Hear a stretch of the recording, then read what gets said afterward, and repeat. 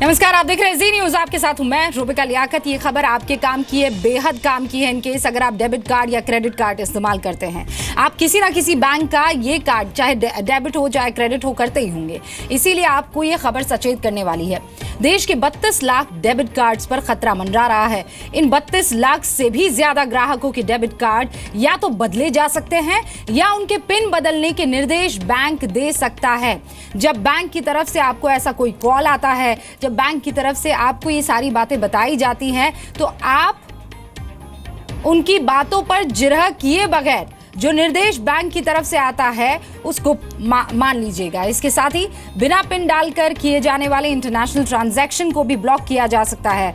ऐसा देखिए इसलिए हो रहा है क्योंकि कुछ लोगों की शिकायत है कि उन्हें डेटा चोरी होने का डर है, जिसका इस्तेमाल चीन से हो रहा है। ऐसा माना जा रहा है कि ये भारत के फाइनेंशियल डेटा में अब तक की सबसे बड़ी सेंधमारी है।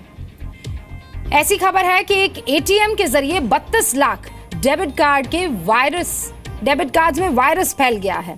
इसी वजह से इन कार्ड्स का डेटा लीक होने का खतरा है, क्योंकि मशीन तो वही है जिसमें आप अपने डेबिट कार्ड को इंसर्ट करते हैं और उसी मशीन से ये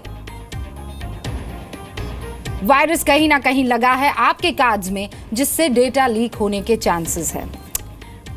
डेबिट कार्ड के खतरे पर एसबीआई, क्योंकि खबर यह आई थी कि 6.5 लाख एसबीआई के जो कार्ड धारक हैं उनमें सेंधमारी हुई है। उसके बाद सफाई आई एसबीआई की तरफ से। कार्ड नेटवर्क कंपनी जैसे एनसीपीएल, मास्टर कार्ड, वीजा, इन सब ने भारत की कई कंपनियों को इस बात की जानकारी दी है। भारत में इस्तेमाल हो रहे कुछ डेबिट कार्ड का डेटा लीक होने का खतरा है और इसके मुताबिक एसबीआई ने एहतियातन कुछ ग्राहकों के कार्ड्स ब्लॉक कर दिए हैं। हम इस बात पर जोर देना चाहते हैं कि एसबीआई का सिस्टम पूरी तरह से सुरक्षित है। जिनके पास डेबिट कार्ड है उन्हें किसी तरह का कोई खतरा नहीं है और वो अपने कार्ड का इस्तेमाल कर सकते हैं। लेकिन कार्ड जिनके ब्लॉक किए गए हैं, एसबीआई उन्हें बिना फी के नया कार्ड इश्यू करेगा। एसबीआई ग्राहकों को होने वाली असुविधा के लिए खेद व्यक्त कर भी चुका है।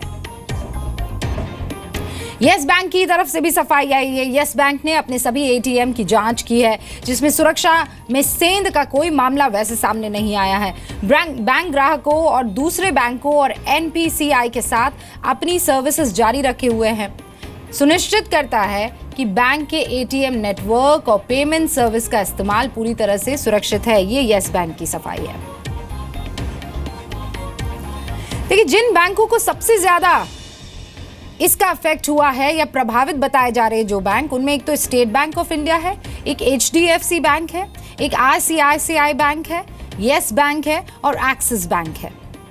संदिग्ध 32 लाख डेबिट कार्ड में से 26 लाख वीजा और मास्टर कार्ड के हैं, वहीं 6 लाख रुपए प्लेटफॉर्म के हैं।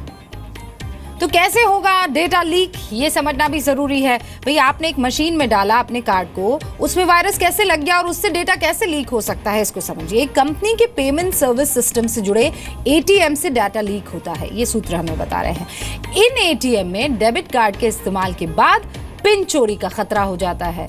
जिन कार्ड के डिटेल्स चोरी हुए उनकी पहचान वैसे तो कर ली गई है, प्रभावित कार्ड को बकायदा फौरन ब्लॉक भी कर दिया गया है।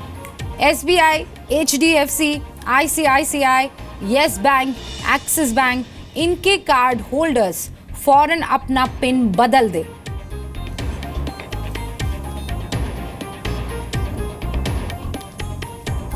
कविता शर्मा मेरी सहयोगी बॉम्बे से हमारे साथ जुड़ गई है और हमारे साथ सुमित मेहरोत्रा भी न्यूज रूम से जुड़ गए हैं, उनका भी रुख करेंगे। सुमित, मैं आपके पास आती हूँ, उससे पहले सबसे पहले कविता से समझते हैं।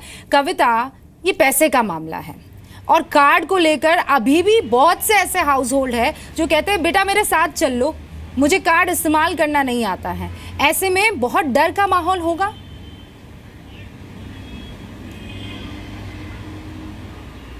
जाहिर तौर पर रुबिका, और ये सिर्फ भारत की फाइनेंस सुरक्षा में सेंध नहीं है, तो हर उस आम आदमी की आमदनी में सीधी तौर पर सेंध है जो अपना पैसा इन बड़े बैंक्स में जमा करता है। अगर खासतौर से एसबीआई बैंक की बात करें तो उसका अपने आप में सबसे बड़ा नेटवर्क है, जिसकी सबसे बड़ी वजह यह है कि 55,000 एटीएम का नेटवर्क है एसबीआई बैंक का। इसके साथ ही 20 करोड़ कंज्यूमर को, यानी लोगों को उन्होंने कार्ड इशू किए हैं, डेबिट कार्ड, और इसी के साथ रोजाना एवरेज 1.5 करोड़ रुपए का ट्रांजैक्शन होता है इन एटीएम से, तो आप समझ सकते हैं कि इन कार्ड्स के जरिए जो धारक है जिनके कार्ड ब्लॉक किए गए हैं कितनी बड़ी वजह होगी। और हालांकि हमने SBI state bank of India के ऑफिशियल से भी बात की, उनका कहना है कि 10 से 12 लाख रुपए का क्लेम जो है अब लोग कर सकते हैं, क्योंकि जब इन्होंने कार्ड ब्लॉक किए ये वो कार्ड थे जिनके ट्रांजैक्शन सीधे एसबीआई के एटीएम से नहीं लेकिन बाकी बैंकों के एटीएम से या सर्विस प्रोवाइडर से किए गए थे। और इसीलिए ये खतरा भी मंडरा रहा था कि इनके बैंक अकाउंट से